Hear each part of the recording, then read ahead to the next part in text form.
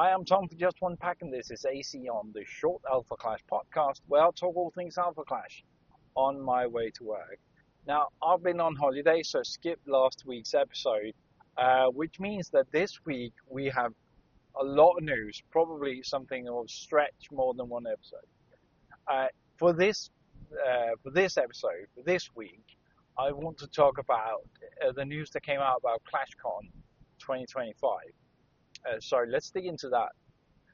So the more interesting bits about this is we've got the dates. That's the general idea, is that we got the dates and the first sketch of a program for ClashCon 2025. This time it will be in October, in the 24th to the 26th of October, and in Nashville. Um, so yeah, there we go, in the US, of course, where the team lives. So, um, as last year, it will contain the Pro Tour, but there are some new tidbits to it. Last year, they showed off the multiplayer format, um, so the inklings of that, and this year's new big product is the PvE, so that will take up some space, and they've gone one step further with that. Also, they changed up the setup for Pro Tour, so that's the second big thing I want to touch on. So let's start with the PvE. Now, PvE, Siege of the Forgotten, is really being pushed now, and I'm very excited to start ripping up the backs for um, for the booster product, which seems to be both it seems to be a very strong supplemental set for the main set, but also maybe a way to put in something specific for PvE, and more interestingly or more importantly, put in some needed support for, or not more importantly, but important as well, put in some support for existing contenders in the regular game. Right? So, and that has to be there because as we move on into the next block coming or late September, early October, we are moving out of this current set of contenders and 10,000 years back or something like that to a completely different setting. So that is going to be really interesting. Getting some of the prehistoric lore, something like that, from the characters we also know from the board game. Interesting bits, and they will come out with loads of product for that. More about that later. What's interesting here is, of course, that the PvE was sort of the last chance to get some of these products in, right? They are specific to that, or I would guess so. Also, the format in and of itself is a very flexible game plan, and they sort of took that and want to put it in to the ClashCon. And the way they did that is that they have announced that there will be a PvE gauntlet where you show up with your contenders, and I say that in multiples, because they have announced that you might want to bring more than one deck to that if you're going to ClashCon and want to participate in the PvE gauntlet, because there might be rules set up that could limit which decks are viable or which decks are allowed. But more than that, they have not revealed exactly how this gauntlet will work, other than you will be able to enter not as a team but as an individual. At least that's the way I read the article, and then you can fight against against the game, right, with a team of others. And then I guess there must be some kind of scoring mechanism for. They do have it is a competition, and the top I think top 8 and top 4 and so on will go on to win prizes, actual prizes, like promo cards and gift certificates, stuff like that. So it'll be really interesting to see them how they will do that in practical terms. But there are two, to me at least, very interesting tidbits. One is the very top tier winners, the top 4, I think, will get a chance to play in the top tier players for the PvE gauntlet. Will get a chance to play against Rich playing the deck, just as we saw it in the Team Covenant video, where they showed off this product for the first time. Only this time, of course, there will be 4 opponents instead of just the 2, and the red text, the high level text, will be in play as well. So very interesting to see how that turns out. I'm sure they will have a great time competing there.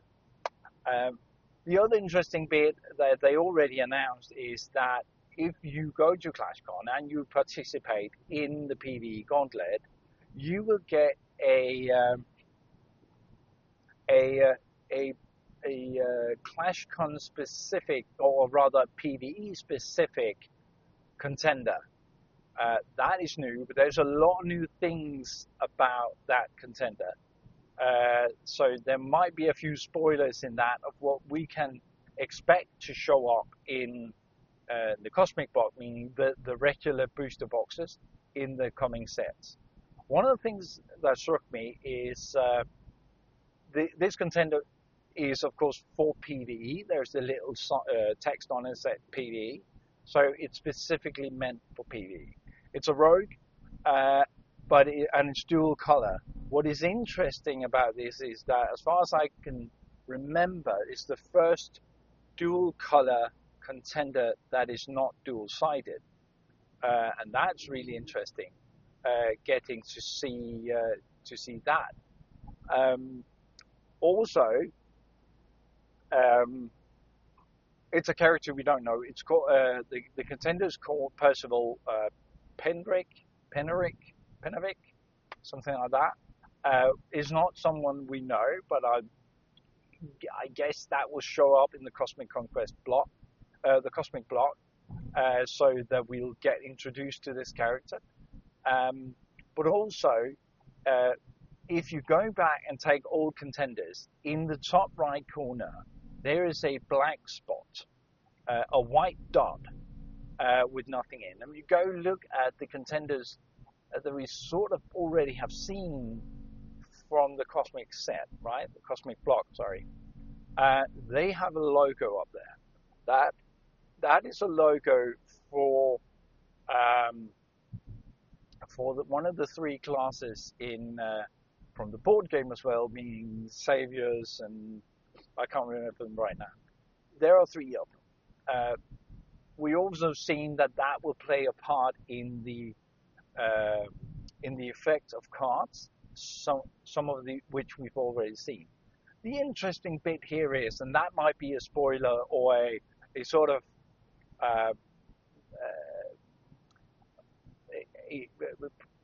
I forgot the word for it. Anyway, that might be a little tidbit from the future, right? A little bit of foreshadowing. That's the word I'm looking for.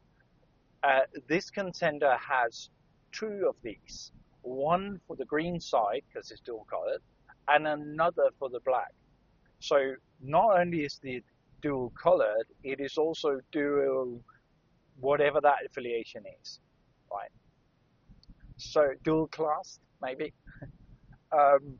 That's really interesting to see how that will play into the gameplay, sure, but also if that has a special ability we could use in future PvE thoughts, right?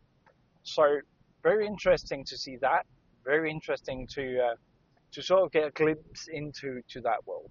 It is, if you're interested in a 20 life rogue, Percival is with a 20 and a 10 life ability revolving around accessories and weapons.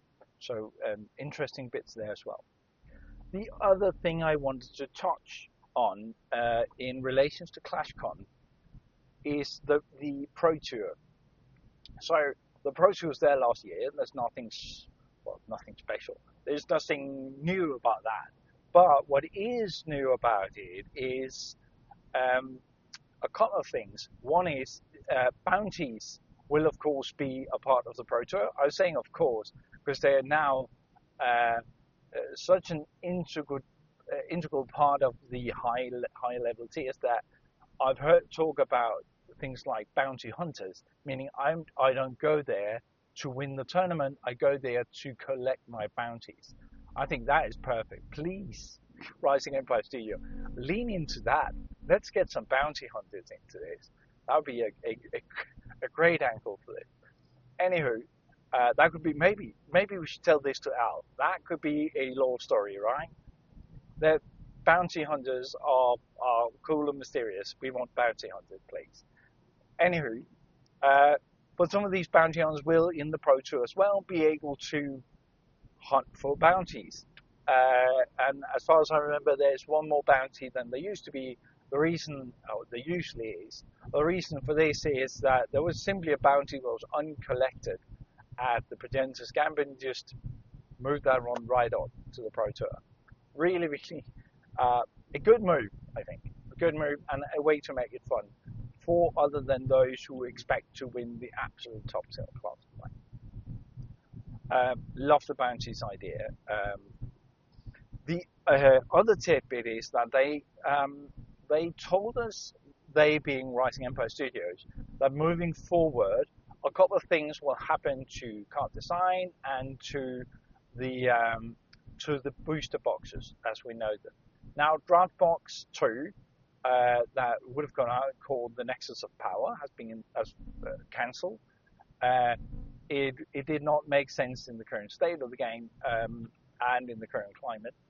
So what they instead have done is, instead of having this going back and forth between a draft box and a regular booster box, they are just doing draft boxes now. So every booster box is also draftable. Both of these are known from other games, but that is the way they're moving forward. That does mean some changes to the content of them, the size and number of packs of it. But that also gives them a chance to, when they meet up, for the Pro Tour, that would be a dual-sided contest. One is that you need to bring, of course, your constructed deck playing in a constructed tournament.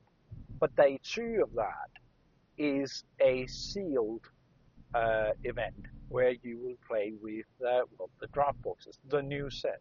Right? We'll draft that, and I think that is really cool how that duality of the game of skills can be shown up.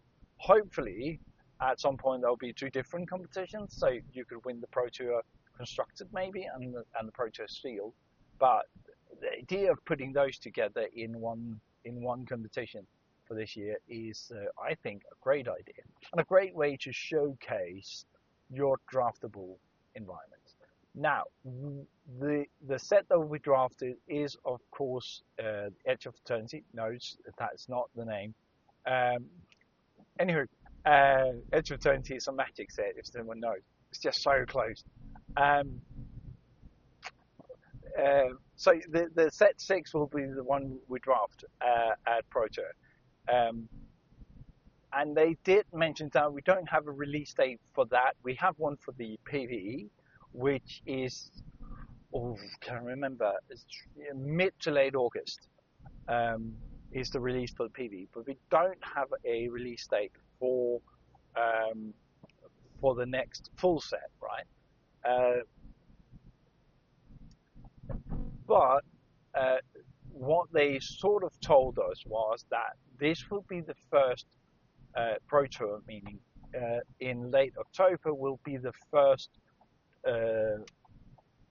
draft event for it, but it may not be, the first draft tournament, but it may not be the first time you drafted it, meaning that it will come out somewhere before then. Now, having um, having the PvE seasons we've gotten coming out mid to late August, I'm guessing September is off, so somewhere early October is my guess for release date for set 6. Anyways, that will be a part of the Pro Tour, getting to draft the new draftable format and showcasing that off from the best players.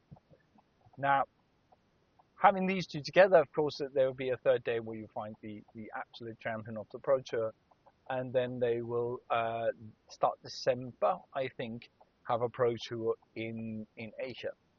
So a lot of cool things, bounties in, a PvE gauntlet and a PvE specific contender, showcasing all the new things coming to Alpha Clash is really, really exciting. Anyway, that was sort of what I wanted to close in on or have a chat about. I think they're doing a phenomenal job making it interesting. And I'm really looking forward, I didn't even mention that, I'm really, really, really looking forward to having the comic books start coming more regularly, telling us more of the story. But until then, and all the introduction to the new characters arrive, that is what I have to say for today. So I'll talk to you again soon. Bye.